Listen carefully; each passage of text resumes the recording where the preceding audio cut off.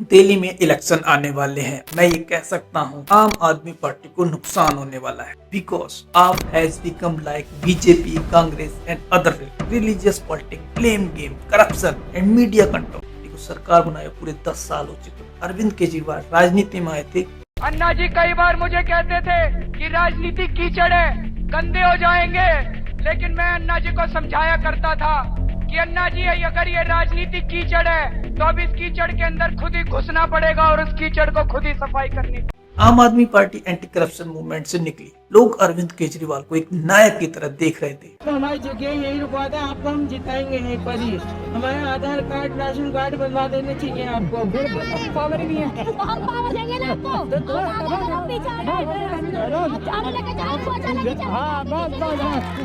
इसलिए कि दिल्ली की जनता ने इन्हें रिकॉर्ड तोड़ सीटों से जिताया। Arvind Kejriwal has won from the New Delhi constituency with over 22,000 votes. Arvind Kejriwal ने ये साबित कर दिया कि पुरानी से पुरानी पार्टी को हराया जा सकता है फ्री कर। लेकिन आज की सिचुएशन ये है कि आम आदमी पार्टी के आधे से ज्यादा मिनिस्टर जेल जा चुके हैं विद अरविंद केजरीवाल। पिछले 10 सालों में जिस तरह ये पार्टी चली है या इसको चलाया गया है, पास्ट को झुटला देता है, प्रेजेंट को कमजोर कर देता है। फ्यूचर क्या होगा कुछ पता नहीं। चलो समझते हैं कैसे। 2011 में अन्ना हजारे का एक दिल्ली में एंटी करप्शन मूवमेंट स्टार्ट करते हैं। वो मांग करते हैं लोकपाल बिल। लोकपाल मतलब एक ऐसी इंडिपेंडेंट बॉडी जिसके पास वो पावर हो जो सेंट्रल गवर्नमेंट में politician, bureaucrats including prime minister के अगेंस्ट बिना किसी प्रेशर के इन्वेस्टिगेशन कर पाए। यूपी 2 में काफी करप्शन सामने आए थे, जैसे कॉमनवेल्थ स्कैम, कोल स्कैम, 2G स्पेक्ट्रम स्कैम। इससे लोगों में काफी गुस्सा था, इसलिए अन्ना हजारे का जो मूवमेंट था वो काफी पॉपुलर हुआ। इसमें सेलिब्रिटीज, क्रिकेटर से लेकर लाखों लोग इस मूवमेंट का हिस्सा बनते चले। और इस मूवमेंट में अन्ना हजारे के साथ कुछ सोशल एक्टिविस्ट भी जुड़े। उन्हीं में से एक अरविंद केजरीवाल 195 बैच के IRS ऑफिसर थे। उन्होंने कुछ साल में ही सर्विस से रिजाइन कर दिया था और सोशल एक्टिविटीज का काम करने लगे थे। और यही इस मूवमेंट के दौरान अन्ना हजारे के राइट हैंड बन गए थे। धीरे धीरे ये प्रोटेस्ट बड़ा होते चला गया और अन्ना हजारे अमृतसर अनशन पर बैठ गए। इस वजह से मनमोहन सरकार ने लोकपाल बिल की जो डिमांड थी वो मान ली। लेकिन 2012 में यूपीए सरकार अपने इस प्रॉमिस से मुकर जाती। तब अरविंद केजरीवाल ने दोबारा प्रोटेस्ट स्टार्ट किया और इसी टाइम पे कुछ लोगों का कहना था कि क्यों ना तुम लोग इस पॉलिटिक्स में उतर जाओ। अरविंद केजरीवाल, योगेंद्र यादव, प्रशांत भूषण, मनीष सिसोदिया और कुमार विश्वास उस मूवमेंट का फेस बन चुके थे। उन्हें भी लगने लगा कि अगर कुछ चेंज लाना है तो खुद इस पॉलिटिक्स को ज्वाइन करना पड़ेगा। लोग खुद ही उस पॉलिटिक्स पार्टी को जिताएंगे। लेकिन अन्ना हजारे इस बात से नाराज थे। मेरा फोटो नहीं यूज करना, मेरा नाम यूज नहीं करना। नवंबर 2012 को आम आदमी पार्टी का गठन कर दिया जाता है। देश की जनता को बार बार ये नेता कहते रहे, हिम्मत है तो चुनाव लड़के दिखाओ। हिम्मत ऐसे कि जैसे ये नेता ही चुनाव लड़ सकते हैं। अब इस देश की जनता खड़ी हो गई है, इनको कह रही है कि इस बार चुनाव लड़के ही दिखाएंगे तुम लोगों को।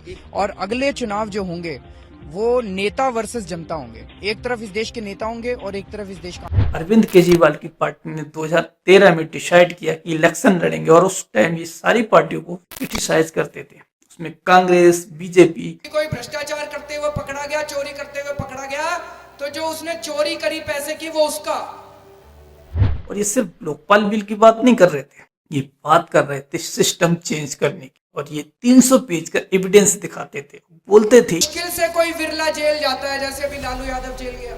ये सारे नेता करप्ट हैं, चोर हैं। लेकिन आज ये लोग खुद करप्ट और चोर बन गए हैं और उस पार्टी से अलायंस करके बैठे हैं जिसके खिलाफ एविडेंस दिखाते थे, काफी बड़े बड़े बातें करते थे और लोगों को सपने दिखाते थे कि फ्री में बहुत कुछ दिया जा सकता है, फ्री में पानी, बिजली दी जा सकती है। और ये काफी हद तक सही भी था।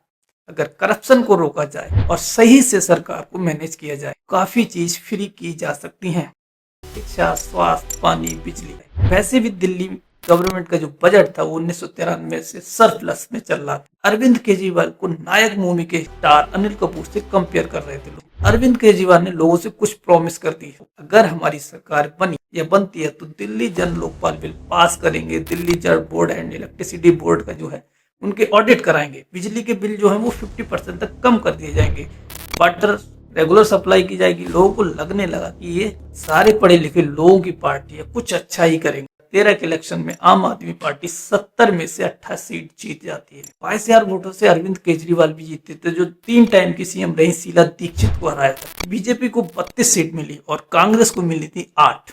सरकार बनाने के लिए चाहिए थी 36 सीट्स। लेकिन यहाँ पे क्या होता है कि जो बीजेपी होती है वो सरकार बनाने से मना कर देती है और इसके बाद आम आदमी पार्टी क्या करती है कि ऐसा डिसीजन लेती है जिससे उसकी जो क्रेडिबिलिटी थी उससे बड़ा क्वेश्चन मार्क बन जाता है। आपने डिसाइड किया कि वो कांग्रेस के एमएलए के साथ मिलकर सरकार बनाएंगे, उस पार्टी के साथ जिस पार्टी को अरविंद केजरीवाल ने बहुत सारी गालियां दी थी, उनके खिलाफ एविडेंस दिखाई। लेकिन सीएम बनने के लिए अरविंद केजरीवाल ये कहकर जस्टिफाई किया कि हमें जनता से परमिशन ले ली। हाथ खड़े कर दें। वही हथकंडा अपनाते हैं। 28 दिसंबर 2013 अरविंद केजरीवाल सीएम पद की शपथ ले लेते हैं, लेकिन 49 दिनों बाद ये रिजाइन मार देते हैं क्योंकि ये लोग लोकपाल बिल पास नहीं करवा पाते हैं। लेकिन ये मूव काफी रिस्की था, बट अरविंद केजरीवाल को ये भी पता था कि कांग्रेस के साथ सरकार बनाने से उनकी लाइफ टाइम क्रेडिबिलिटी खराब हो सकती है। 2014 का जो लोकसभा और कुछ स्टेट में इलेक्शन होने थे, इस वजह से इलेक्शन कमीशन क्या करती है कि दिल्ली के जो इलेक्शन थे उनको 2015 तक पोस्टपोन कर देती है और इस टाइम अरविंद केजरीवाल यानी आम आदमी पार्टी को दोबारा से मोमेंटम गेन करने का मौका मिल गया। आम आदमी पार्टी को मीडिया ने भी काफी पॉपुलर किया, इनको विदेशी मीडिया में भी जगह मिली थी। इनका सोशल और ग्राउंड लेवल पर लोगों के बीच कैंपेन बहुत स्ट्रॉन्ग था और ये पार्टी मीडिया की वजह से ही बनी थी, लोगों में काफी पॉपुलर हुई थी। तो इनको पता था कि इंटरव्यूज, स्पीच कैसे देनी है, किस बात पे जोर देना है और उस टाइम पे इनकी एक क्लिप वही वायरल हुई थी। वो वाला थोड़ा थ्योरेटिकल है, कॉर्पोरेट जो बोल रहे थे ना, अच्छा काफ़ी थ्योरेटिकल है, उसमें मैं नहीं की। अच्छा तो वो एक तो उसमें ये जितना मिडिल क्लास है वो एंटी हो जाएगा कि उनका पता है लेकिन आपने कंपनियों के वो मैं सही बात में नहीं आ रहा। ओके उस डिबेट में मैं पढ़ नहीं रहा था जानवर बाकी। और ये जो हाशिए पर जो 80% समाज इसमें बोलेंगे इसी में अब आ जाइए ना, उसको वो व्यक्त तो वही है ना असल में देश भर में। बिल्कुल। और ये बोलना भूल गया मैं। हाँ वो ये बिल्कुल उसमें वो सब अगर हम उनके लिए कर रहे मैं हैं। ये कहना चाह रहा हूँ कि ये सारे प्राइवेट वाले कर रहे हैं, कोई भी सरकार आ जाए प्राइवेट से कम यहाँ से तो हम पूरे प्राइवेट सेक्टर को नकार देंगे, वो मिडिल क्लास ठीक ठाक बहुत क्रांतिकारी, बहुत ही क्रांतिकारी।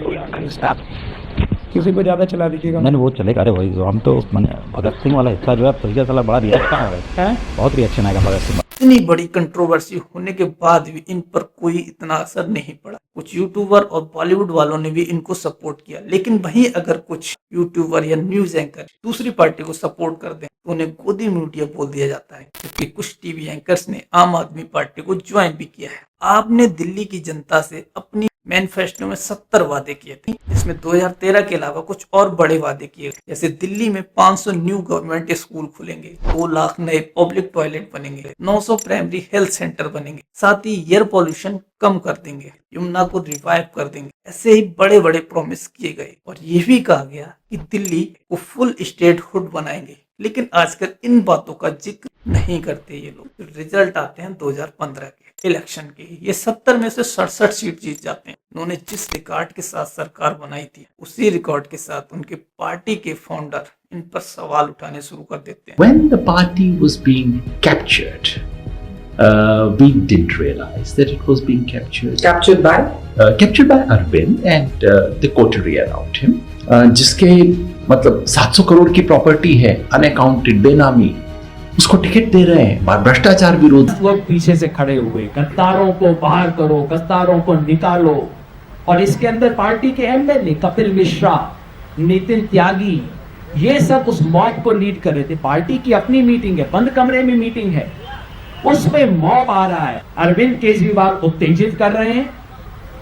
पीछे से ये जो एमएलए पार्टी के खड़े होके कह रहे हैं गद्दारों को निकालो। सिर्फ 2 महीनों के अंदर इन लोगों को पार्टी से बाहर कर दिया। इन इंसिडेंट से लोगों को पता चल गया कि ये कोई आम आदमी नहीं, ये पूरे पॉलिटिशियन है। सर आपकी बात को मैं बोल रहा हूँ, जो आपने बोला है या पार्टी विजन में है या स्वराज में है। स्वराज ये नहीं कि सारे बैठ के वोटिंग करेंगे और वोटिंग का जो रिजल्ट आएगा वो स्वराज है।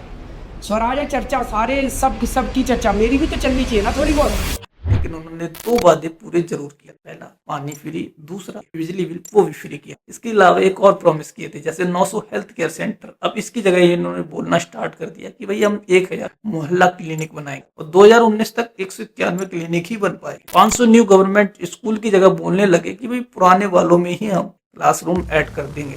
एक रिपोर्ट के अनुसार 2020 तक 6000 ऐड करने थे, लेकिन 4000 ही ऐड कर पाए। लेकिन पेमेंट कितने का? 7000 का किया जा चुका था। इसकी कास्ट 326 करोड़ क्रॉस कर गई। हल्के इन्होंने कुछ स्कूल जरूर अच्छे बनाए, कुछ पुराने स्कूल रिनोवेट भी किया। 2020 के इलेक्शन से पहले कुछ फिर से फ्री के प्रॉमिस रखे, जैसे 24 घंटे फ्री इलेक्ट्रिसिटी और साफ पानी, जहाँ झुग्गी वहाँ घर, राशन की door step delivery, senior citizen के लिए फ्री तीर्थ यात्रा और कुछ पुराने वादे फिर से। जब पोल्यूशन कम कर देंगे, यमुना नदी को फिर से साफ कर देंगे, दिल्ली को स्टेटहुड का दर्जा दिलाएंगे, इट फ्री वाला प्लान फिर काम कर जाते। हालांकि इस बार कुछ सीट्स कम हुई और कुछ सीटों पे बहुत कम अंतर से इनके नेता जीते। दिल्ली की साफ सफाई, इंफ्रास्ट्रक्चर, कूड़े के पहाड़ को लेकर काफी सवाल करे लोगों ने, लेकिन ये लोग ये बोलकर बच जाते थे कि एमसीडी तो बीजेपी के अंडर है, हम कैसे काम करें। नहीं, ये बताना भूल जाते कि भाई जो एमसीडी का जो बजट है वो सीएम ऑफिस से ही अप्रूव होता है। अब एमसीडी में जब ये लोग खुद आ गए हैं, पावर में है, तब इस बात को बात करना ही बंद कर दिया। अब प्रेजेंट सिचुएशन क्या है? ना तो एयर पॉल्यूशन कर पाए हैं। पहले एयर पॉल्यूशन को लेकर दूसरे राज्यों पे ठीकरा फोड़ते थे, लेकिन अब इनकी पंजाब में खुद की सरकार है तो उस पर भी बात करना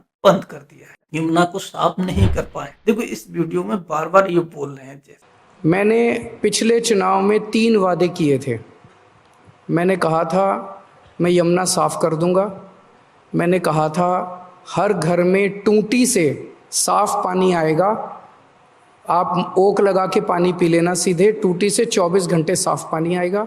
और तीसरा मैंने कहा था कि दिल्ली की सड़कों को हम बिल्कुल यूरोपियन अंदाज में शानदार सड़कें बना देंगे। मैं ये तीनों काम नहीं कर पाया इन 5 साल के अंदर। एक बार मौका और दो। दिल्ली को स्टेटहुड का दर्जा भी नहीं दिला पाए, करप्शन को खत्म नहीं कर पाए, आम आदमी रह नहीं पाए, क्योंकि खुद करोड़ों के खर्च करके इन्होंने अपना शीश महल बनवाया। क्या किया? लिक्विड घोटाला। उन्होंने हर कुछ किलोमीटर पर शराब की भट्टी खुलवा दी। वहीं इनके हेल्थ मिनिस्टर सत्येंद्र जैन को मनी लॉन्ड्रिंग के केस में अरेस्ट किया जाता है। ऐसे कई सारे स्कैम और करप्शन केस इन पर लगे हैं, फुल करप्शन। कई सारे नेता जेल जा चुके हैं, खुद जेल काट कर आए हैं। ये आए तो थे राजनीति को बदलने, लेकिन ये लोग खुद को ही बदल लिए। ये आए थे लोगों को सुधारने, लेकिन ये खुद ही बिगड़ गए। अब आप में और अदर पार्टी में फर्क क्या रहा है? एक कांग्रेस जो एक अलग तरह की राजनीति करती है, वहीं बीजेपी एक हिंदुत्व की राजनीति करती है। फिर आपका क्या स्टैंड है? आप अनुच्छेद 370 पर सरकार के पक्ष में थे, वहीं आप सीएए के विरोध में। फिर से फ्री की रेवड़ी। पहले मौलानाओं को सैलरी देते थे, अब पुजारी को लुभाने के लिए उनको सैलरी देने का वादा कर रहे हो। पहले हिंदू विरोधी थे। बाबरी मस्जिद का ध्वंस हुआ तो मैंने नानी से पूछा, नानी अब तो आप बड़े खुश हो गए, अब तो आपके भगवान राम का मंदिर बनेगा। कहती है, ना बेटा, मेरा राम किसी की मस्जिद तोड़ के ऐसे मंदिर में नहीं बस सकता। मैं सोच रहा था कि अगर Jawaharlal Nehru ji steel authority of India की जगह मंदिर बना देते। और हिंदुत्व को अपनाने की बात कर रहे हो। पहले बोलते थे कि परिवारवाद नहीं चलेगा, अब खुद पार्टी के परिवार वालों को ही टिकट दी जा रही है। करप्ट लोगों को सीटें नहीं मिलेंगी, टिकट नहीं दिया जाएगा, लेकिन उनकी पार्टी में बहुत सारे करप्ट लोग हैं। अब ये लोग बोलते कुछ हैं, करते कुछ हैं। 10 बार दिल्ली में बोला है कि अगर मैं 2025 तक यमुना साफ मत करूं, अगली बार मेरे को वोट मत देना। पर अरविंद, ये आपने 2015 में भी बोला था। नहीं बोला था, यमुना के लिए नहीं बोला था। यमुना को साफ किया जाएगा, यमुना साफ कर सकते हैं, यमुना हमारे लिए पवित्र नदी। अब आप सवाल पूछोगे तो ये बोलेंगे कि भाई बीजेपी नहीं करने दे रही। क्यों? भाई सरकार आपकी है। कुछ और पूछोगे तो कोई एलजी नहीं करने दे रहा। बहुत सारी इनकी क्लिप्स वीडियो वायरल होती हैं, जिसमें पहले ये बोलते हुए दिखाए जाएंगे कि मैं ऐसा करता हूँ, लेकिन उसके बाद बोलेंगे मैं ऐसा नहीं करता। लेकिन अब आपको देखना है, आपको समझना है कि आपको किसको वोट करना है। हर एक पार्टी की एक आइडियोलॉजी होती है, एक विजन होता है, उस विजन पे चले। तो केजरीवाल का क्या है? ये आए तो थे ऑप्शन फ्री करने, सही राजनीति करने, लेकिन अब फिर ये भी वही तरीके से राजनीति करने लगे जो अदर पार्टियां करती हैं, ब्लेम गेम खेलने लगे। तो इनका फ्यूचर क्या है? अरविंद केजरीवाल के अलावा इस पार्टी में अगला चेहरा कौन है? क्या ये हिंदुत्व की तरफ आ रहे हैं? पहले राम को नहीं मानते थे कि आपका बेटा मंदिर बनवा रहे हैं तो आपका बेटा पुजारी बनेगा, लेकिन अब वही पुजारियों को सैलरी देने की बात कर रहे हैं। बहुत सारी ऐसी इनकी क्लिप्स हैं, कहते कुछ हैं फिर करते कुछ और। लेकिन हाँ, पीआर बटोरने के लिए इन्हें पहली बात ही पता है ये कैसे लोगों को चेंज किया जाता है, उनका ब्रेन वॉश किया जाता है। मीडिया में आके बातें करेंगे, किस टॉपिक पे बोलना है, कैसे बोलना है, इनको भली बात आता है और लोग उस बहकावे में आ भी जाते हैं। फ्री फ्री फ्री, कब तक फ्री?